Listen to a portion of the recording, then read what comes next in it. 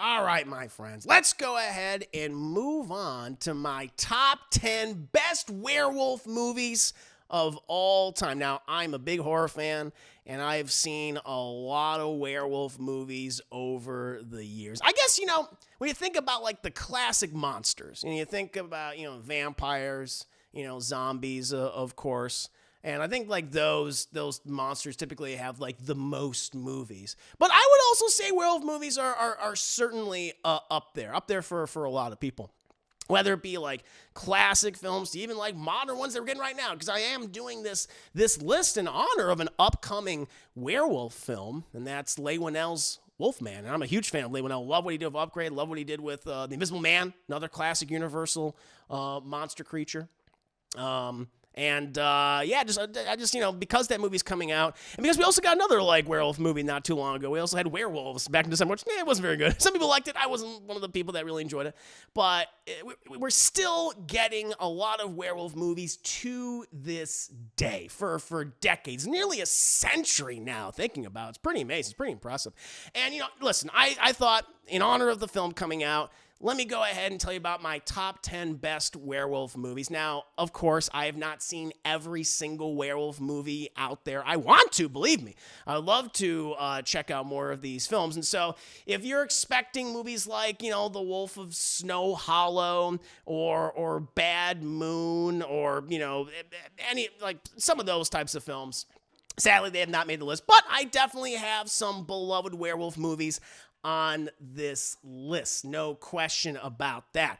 And starting at number 10, I have Wolf, the 1994 romantic horror film where Jack Nicholson, Academy Award-winning, 3-time Academy Award-winning actor Jack Nicholson, became a furry and was lusting after Michelle Pfeiffer. And I'll tell you right now, Michelle Pfeiffer, she is looking like a smoke show in this film. You can't blame him, Chad. She looks amazing. But for those that haven't seen this film, it's kind of like a spiritual successor in a way to the original like 1941 Wolfman with Lon Chaney, where you have this guy. It's kind of like a typically ordinary person, this editor-in-chief of this New York publishing house. He accidentally runs over a wolf, and he's like, I want to help the wolf, and it bites him. And slowly over time, over many days, over many moons, he becomes a wolfman, not really understanding what's happening to him eventually, going to different people, trying to figure out, like, why is he blacking out? Why is he suddenly have, like, people's fingers in his pockets and shit, right? It's just Jack Nicholson just on a bender going blackout and becoming a wolfman. And it's a fun film. I mean, it's very much a romantic movie.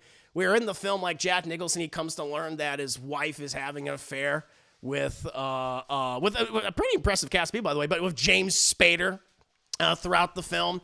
And then eventually he's like, well, I'll replace my wife with Michelle Pfeiffer.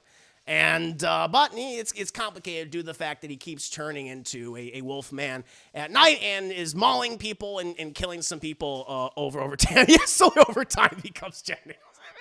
What, me? Definitely. But yeah, this is a really solid movie. Like, I don't have any criticisms of it. It's probably a little too long.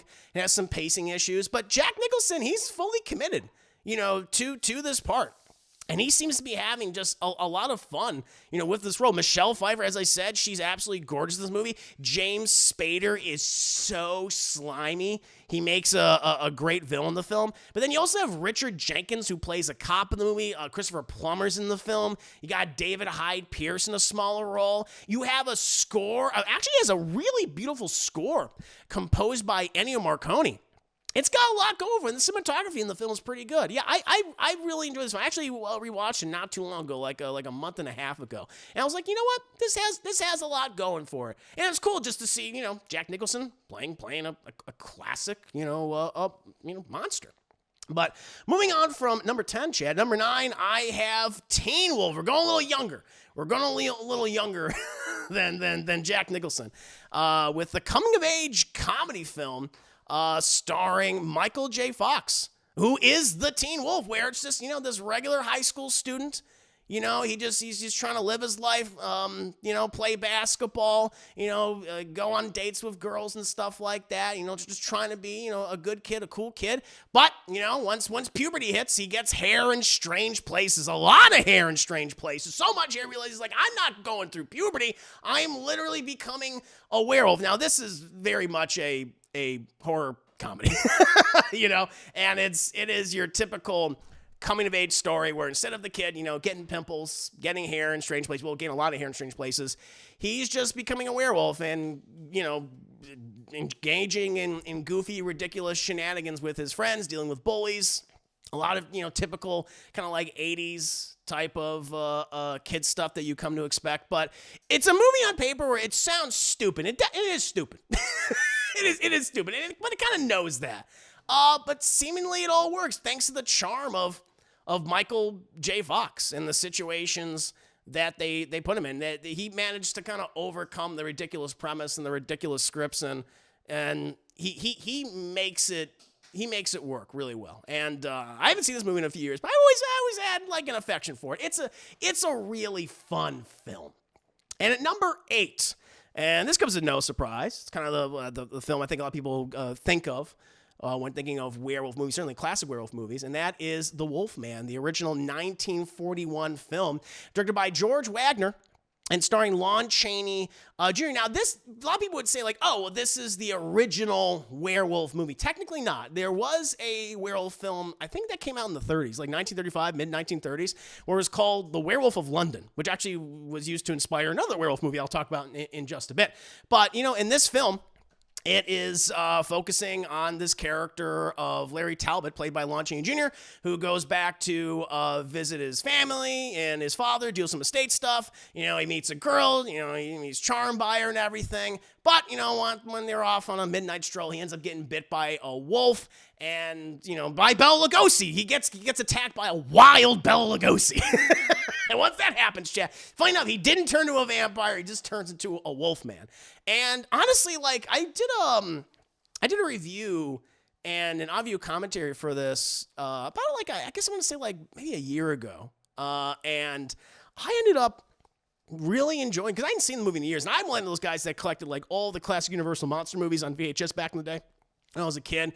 Dracula, Frankenstein, Bride of Frankenstein, Invisible Man, and Wolfman. But it had been quite a few years since I saw the film, and it holds up really well. Like, there's some stuff that's obviously, dated, of course, about it, like some of the effects. The Wolfman just strangles at everyone, doesn't, like, maul anyone or rip anyone's flesh. He just goes, a lot of choking.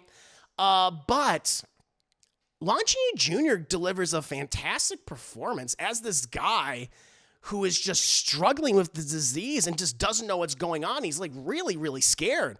And it works. It's a fantastic performance. It's one of the best performances of the Universal. I mean, it is up there with, like, the performance of Bela Lugosi as Dracula and Boris Karloff as Frankenstein's monster. He just does such a great job. And, he went on to play this character in multiple sequels. Eventually appears again as the Wolfman in Frankenstein Meets the Wolfman, and where he just wants to figure out a way to kill himself. He just wants to die because he can't die because of the curse of the werewolf. And it holds up very well. And the storytelling, I think, is great, but especially, Lon Chaney Jr.'s performance. He does a really, really good job in the movie. There's a reason why it's as iconic and well-remembered, why it's constantly used as a template for so many werewolf stories decades later, nearly a century later. It's incredibly impressive. But moving on from number 8, we're moving on to number 7. Number 7, I have Stephen King's Silver Bullet, a very loose adaptation of a Stephen King short story. So I'll tell you right now, this movie's a fucking mess. It's a mess across the board in terms of the directing, the writing, the special effects. Like, a lot of people say, like, this movie sucks, but there's just this charm that permeates through it. Like, despite all the crazy, wacky stuff that happens in this movie and the whole concept where the film initially follows this relationship between this young girl and her paraplegic brother, played by Corey Haim, where she starts out as the main character. They just ignore her for the rest of the film. And it's just them basically trying to figure out like how all these horrific murders are happening in their small town. Like all these people are being horrifically killed and mauled and ripped apart. And in their investigations, they are joined by their crazy alcoholic uncle, played by Gary Busey, who could be a werewolf, honestly. I wouldn't put it past him. He'd do a great job as a werewolf. But the movie it's bad, but it's so unintentionally funny because it's trying really, really hard to be good. And it's pretty much failing, but it just has these ridiculous elements. Like Gary Busey, like anytime he's on screen, he's so funny. He's at a constant alum. This is classic Gary Busey. You're like hider in the house level Gary Busey. And he's great. He has great rapport with the kids. He's the kind of uncle you want to hang out with, you know? He builds Corey Haim, clearly an illegal motorcycle wheelchair hybrid creation, which sets up some amazing chase sequences, you know, throughout the entire film. And, you know, eventually these kids come to learn, like, yeah, there's a werewolf murdering all the people in this town. And they're trying to convince their crazy uncle that it's actually, you know, happening. And he indulges them and tries to stop the werewolf himself. But, yeah, it's so unlike the original Stephen King short story. I think it's called Cycles or Cycle of the Werewolf. But what the director came up with, well, I believe, like, I think the director, this was his only film that he made. But what he did, he curated a messy, fun masterpiece that has a lot of elements that just don't work, but somehow at the end it all comes together to make a really good horror comedy. Lovely film, a lovely film. But moving on from number 7, at number 6, this is my bottom 5, chat. I have Werewolves Within, which is probably the most recent werewolf movie that I have on my list. And this is directed by Josh Rubin, who is actually coming out of a film later this year called Hard Eyes. This Valentine's Day horror film. And it has a great cast of people. Sam Richardson, Milana Vantrub, who you've seen in commercials and stuff. Matter of fact, she's the voice of Squirrel Girl, Marvel Rivals right now, which is pretty cool. A number of other like recognizable character actors as well. Rebecca Henderson's in the film, and it's actually an adaptation of a video game of the same name. And the film, it pretty much follows a group of people in this very small Vermont town who get trapped, in this place during a snowstorm. And one of them is a werewolf that's like murdering people. And it's actually this really fun and smart horror thriller and whodunit, trying to figure out which one of these motherfuckers is the werewolf. And they're all like just a bunch of crazy, weird characters. And so any of them could be the werewolf. Anyone that has a motivation, to be killing all these other people. It's a movie that actually came out during the pandemic and wasn't seen by a lot of people, but I happened to check out at the time, and I ended up really enjoying it. It's a really fun film. And at number 5, I have, here we go, top 5. At number 5, I have The Howling, which of course is directed by Joe Dante, who went on to do some other amazing horror comedies throughout his career, like Gremlins, of course. And before this, he did the original Piranha, which is amazing. Love that film. And this movie's pretty crazy, where it starts out with a news anchor who is being stalked by a serial killer. And after that plot line in the movie is seemingly dealt with in the first 10 or so minutes of the film, they're so traumatized that they're eventually sent to this healthcare clinic after that encounter. Except this healthcare clinic, this resort, is inhabited by werewolves, and they have to fight their way out of it along with a number of other characters. But this is just a really gory film with some really impressive special effects. I think Rob Bottin is the guy that did the special effects for the thing. He does the special effects and the makeup and stuff, the animatronics for this movie. And it's just a nice, gory, goopy movie that has a lot going for it. And it's actually a film I haven't seen in quite some time. I want to rewatch it for an upcoming watch party. But I've always really enjoyed this movie. And at number 4... I have Ginger Snaps, a very underrated and underappreciated werewolf film from the 2000s. Matter of fact, it came out in the 2000. And I think it's a Canadian movie. And it focuses on these two sisters, these two teenage sisters who have this very morbid fascination with death, and they do a lot of like art that indulges in death and things. But they're very, very close to each other. They're the only two people that really understand each other, like in their small town. But one of them at night comes to be is attacked and bitten by a werewolf or an unknown animal. They don't know what it is at first. And then later, the one sister, Ginger, she transforms slowly over time, becoming more wolf-like. But it's also just an allegory for a girl going through puberty.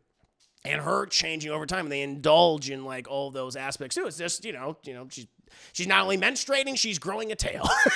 That's what she's doing. And you have like a lot of great performances in the film. It has a great look. The fact that it's like filmed in Canada, it's like very gray, and so it's kind of like repressive in that way. It has a lot of great comedic moments in at the same time, but it gets nasty. It gets really goopy. You have some really good werewolf effects in the film and some really fun makeup in the movie as well. But it's the performances of its two leads, Emily Perkins and Catherine Isabel, who play Bridget and Ginger, respectively, in the film, that really make the movie like you like their relationship in the film, and you see it dissolve over time.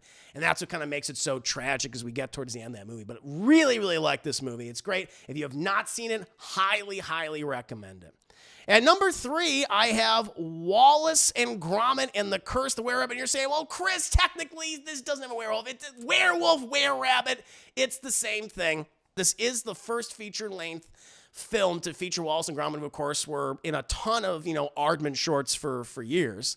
And and the whole movie is pretty much like a parody of classic monster movies, Universal monster movies, Hammer horror films, and where it centers on the cheese-loving inventor Wallace and his very intelligent dog Gromit, and like their latest job that they do is their pest control. They're pest control for all the various citizens of their town, and they're taking care of their gardens. But, due to this kind of like plague of rabbits happening, eventually Wallace is bitten by these rabbits, and slowly over time transforms into a monstrous were-rabbit. And they have to eventually try to stop him throughout the events of the films. It's a really fun movie. Like, if you're already a fan of the Wallace and Gromit films, or the shorts, this is just more of that. It has like a really great sense of humor. It's very adult. There's a lot of innuendo that's fantastic. And you just have a ton of visual gags. And Gromit, he's a scene, even though he doesn't say a single line in this movie, he's such a scene stealer with just his reactions to whether it be Wallace or any of the denizens of the town. It's great, and it's a stop motion movie, which kind of like sets it apart from a lot of other like just animated movies, and certainly werewolf films, obviously. But moving on to number 2, the top 2 best werewolf movies of all time. At number 2, I have Dog Soldiers, which of course is written, directed, edited by, I'm sure he did the crack services too, Neil Marshall. This was also his directorial debut.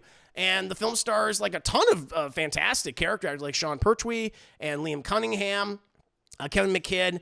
And the film follows this squad of soldiers just fighting against this pack of werewolves in this house in the middle of the woods. I think it's in like the Scottish Highlands. And the film wears its influences on its sleeves. It's very, very much aliens, and these guys just trying to survive and being killed off one by one, while also dealing with all the various issues they have between each other, like in this house and some other people who might not be as loyal as you think they are. It's a really nasty, gritty, goopy, and gory werewolf film that indulges in a lot of great practical effects. The werewolf costumes look great in the movie. And you spoon, and of course you got Spoon. take a swig of alcohol, take a shot every time they say the name Spoon in this movie, you'd be dead before they even get to the end credits. it would be over. But yeah, it's a great action horror film. And like I usually like watch it at least once a year. It's just such a fun movie. And if you happen to be, it's a great blend of the horror genre and the action genre. But it's still at the same time like being scary, and it also has a good sense of humor too. There's a lot of great there's a wonderful rapport between so many members of the squad of the group, and then also some tension given the circumstances that they're obviously under. And it's a wonderful kind of like home invasion movie where these werewolves is constantly attacking the home in different ways, trying to get inside. Never doing kind of the same thing once, which is interesting. These aren't just rabid creatures. There's an intelligence to them. So yeah, it's a very raw film, indeed. But at number one, this comes as no surprise. At number one, I have An American Werewolf in London, which is a 1981 comedy horror film, of course, written and directed by John Landis. And this film follows two American backpackers, doing a European vacation. And while in England, they are attacked by a werewolf, where one of them is killed and the other one obviously is critically injured, but is infected. And over time, they become a werewolf and begin to prey on the many citizens and denizens of London. This movie is great for a number of reasons. Why? I just really like the characters, and of David and Jack, and they're very much kind of like, everyday, Joe Schmo type of characters. Like they feel like, good friends, and they're just in the wrong place at the wrong time.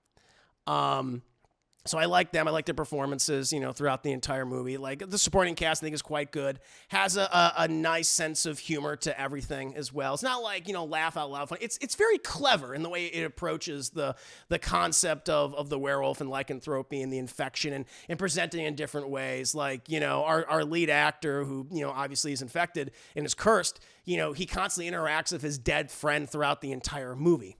And is as his friend is like slowly like rotting away. There's some wonderful who explains the whole concept of lycanthropy to him throughout the entire film. But the thing that I think has stood out about this movie is obviously just the absolutely fantastic special effects by Rick Baker, who won the Academy Award. I think it was the inaugural Academy Award for Best Makeup. Like the makeup that they use in this film, the animatronics, like all that, the suit for the werewolf, and in the various stages of its transformation, hold up to this day. It's absolutely incredible. There's a reason why, like, anytime there's a new werewolf movie, people go like, well, how's the werewolf transformation? Because in everyone's mind who has seen this film, they're constantly comparing it to the transformation sequence in American Werewolf in London. And to this day, it's still the best. Like, there's been some really good solid transformations over time, but this is the best one. Like, even like leading up, the reason why I'm doing this, top 10 list leading up to like Leigh Whannell's Wolfman, I'm like, how is the werewolf transformation going to be? Is it going to be as good? Is it going to be as good as the American Werewolf in London one? I don't know. But there's a reason why that people hold in such high regards, just because the effects are absolutely incredible. And it just happens to be a really well-written movie, directed movie. It's got a lot going for you. You have really solid performances throughout. It's funny, but not to the point where it feels like a parody. It's a nice balance of tones, and it ends in a really tragic way, and it leads to an awful sequel, which honestly has nothing to do with the original movie.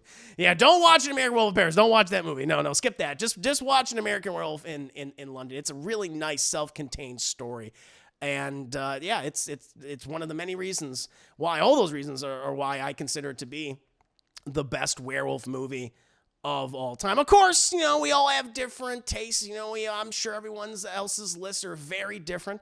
But I'm curious, like, what is your guys' top 10 best werewolf movies of all time? What's your number one? What's your favorite? What do you think is the best werewolf movie of all time? Let me know. And let me know what you thought of my list. Did you like my list? Were you mixed on it, or did you downright hate it? Did you think it was garbage? Let me know. What about you guys? What do you think of of my list. I'm very curious to hear your thoughts on this. Let me see. Dog Soldiers Great. Rented that tape so much from Hollywood. Yeah, Spoon. Hell yeah. Very raw. Watched that movie so much in DVR back in the day. It also, at one point in time in early 2000s, slated for a video game. Yeah, there was also supposed to be like a sequel that never happened. I've not seen every Werewolf movie, but for me, an American Werewolf in London's transformation scene still tops the genre.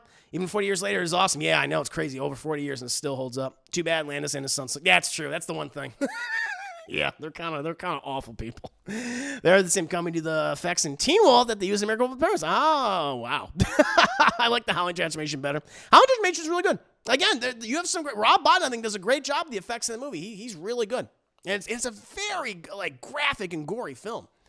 We're gonna rewatch it again this upcoming Friday because I haven't seen it in a hot minute, but I've always liked it. It's also very campy. It's a fun, campy film. Werewolf in London is the Citizen Kane of werewolf movies to me. Right? Yeah. No, I understand. Good to have you, Keith. Welcome. Dog Soldiers was smart enough not to show the. Yeah, no, because they didn't have the budget for it. Because you make a good point, Deadpool. Like, Neil Marcy's like, we don't have the money for it, and if I do it, people are gonna compare it to an American Werewolf in London. So we might as well not do that, right? Or you do the thing that maybe Ginger Snaps does, or some other werewolf movies do, where the transformation takes over like a long period of time, where you get more wolf-like features over days and days or weeks, which is also like a smart way to do it. Also, can't watch American Werewolf. Both the director and the son are such pieces of human garbage. I know, separate art from the artist. Keith, you mean Night Bitch isn't the best? I did not see Night Bitch. I did not see Night Bitch. Oh, let's see here. I've not seen a lot of werewolf movies, but American Werewolf might be my favorite. It's really good. Hamilton says, number 1 is The Wolfman, 2 is Frankenstein meets The Wolfman, 3 is House of Frankenstein, 4 I guess the Benicio del Toro Wolfman. Oh, see, I hate that movie. I'm not a fan of that film. And that's all the werewolf movies I've seen. Really? Oh, you gotta watch more, man. You gotta watch more. Now, look, there's a ton of other werewolf movies that have been recommended to me and I have to watch. You have The Wolf of Snow Hollow, which apparently is really good. You have Bad Moon, people like. Wolfen is another one people really like to bring up. I mean, you have like a ton of Halloween. Trick or Treat was one I was considering, but I was just like, I want to focus more on just like the werewolf is the main aspect of it. And where that is a story in it. Wolf Cop's actually not bad. Wolf Cop, I don't mind. It's a very, very, campy werewolf film. Like, there are a ton of great ones. I just haven't had the opportunity to see. Brotherhood of the Wolf is a good, underrated, dark fantasy action from the 2000s. It has fun mix of martial arts, CG, and practical effects, and it's a cool style. That's one I haven't seen. Bishop, you didn't like Night Bitch. Night Bitch is disappointing. KC, American Werewolf in London holds up as the best werewolf transformation. The Howling 2 is great, and that transformation is so good. My favorite werewolf transformation, though, still has to be from Ginger Snaps, where it progresses days. Yeah, exactly what I was saying. So they knew, like, all right, we can't just do it all at once, because that'd just be so difficult to do, so we're going to do it that way. It gets very icky. The movie gets super icky and gross, especially towards the end. It gets very bloody. It's a great film. It made my top 5 best werewolf movies. But yeah, for me, American Werewolf in London is definitely my favorite. Pretty goddamn good.